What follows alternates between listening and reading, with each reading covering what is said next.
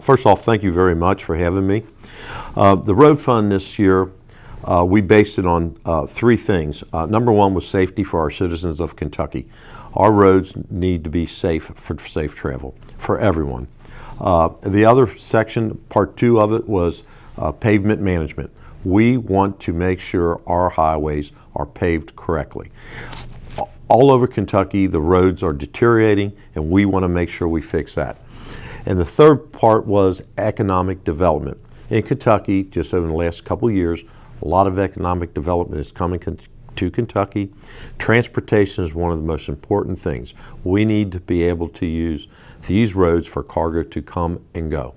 So that was our three major points of this road fund, is how we operated it. So what's the difference between the plan that the House has now passed and what the governor presented? Actually, the plan that the House presented and the governor was very similar. The governor's plan and our plan took care of safety of our bridges. We have over 1,100 bridges that are deficient.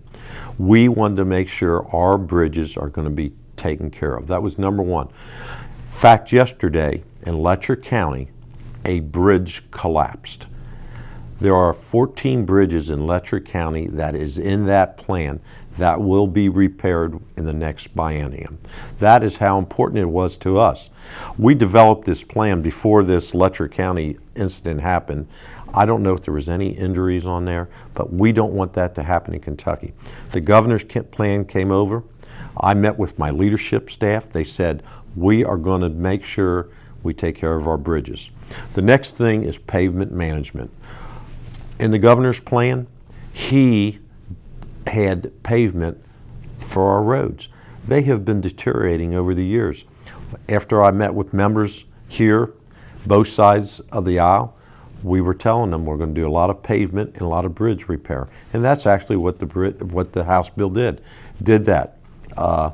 We think it's a good, sound plan. We are hoping that now that it goes to the Senate, that the Senate will build on that also. We want to make sure that the people of Kentucky know that when they pay for gasoline, they're going to see something happen, no matter where it is. 103 counties of the 120 counties in the state of Kentucky have a deficient bridge. That's horrible. It should be one or two, and we should be keeping up with that. So we're hoping. Our House plan also has $365 million in pavement management in the biennium. A lot of money. We've never seen that before. In the past, we have built roads. Now it's time to maintain those roads.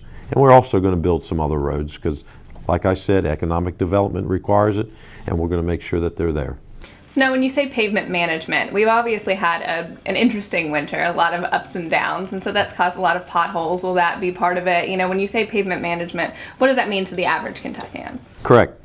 Pavement management is potholes, number one, and we are working on that. And I said if we don't do something, we're going to fill potholes up with sawdust, and they're not going to get filled. So that's part of it. Also, pavement management means just the resurfacing of our roads, our cities.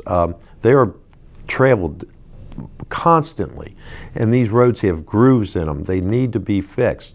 We want to make sure that transportation has enough funding so that when they fix those roads, they're going to have the best material. So maybe as they fix them, they won't have to resurface them so often, and make sure that it's done correct the first time. So you've mentioned it a little bit about economic development, but obviously transportation is huge to business and to the state as a whole because Kentucky has done really well in terms of recruiting businesses because of our central location and our roads that they can transport their goods to other states. So what does this mean for the state overall, your plan, and how important is it to the business community? Well, when you see in eastern Kentucky, the battery plant coming in, northern Kentucky, the airport, Amazon, they were all looking at roads that needed to be either developed or resurfaced or widened. So that's what we looked at. We said, Kentucky has more businesses that are coming in, and if we don't have these roads there, if we don't have transportation ready for these people, they won't want to come. Businesses will understand. When Toyota moved in years ago, now look at around Toyota. We have roads. These trucks are coming in and out. In my particular area in northern Kentucky, we have Florence Mall. $60 million in sales tax a year are brought in just from that mall road. Okay, we don't want the trucks of Amazon going into that area, so we have to have the roads to keep them away from that area because people won't go to the shop, and I want to make sure they go to the shop. Just like in eastern Kentucky with the battery plant, we have to get some highways in and out of there. So we're going to make sure that when these companies think about coming to Kentucky, they know that their legislature will be ready for them.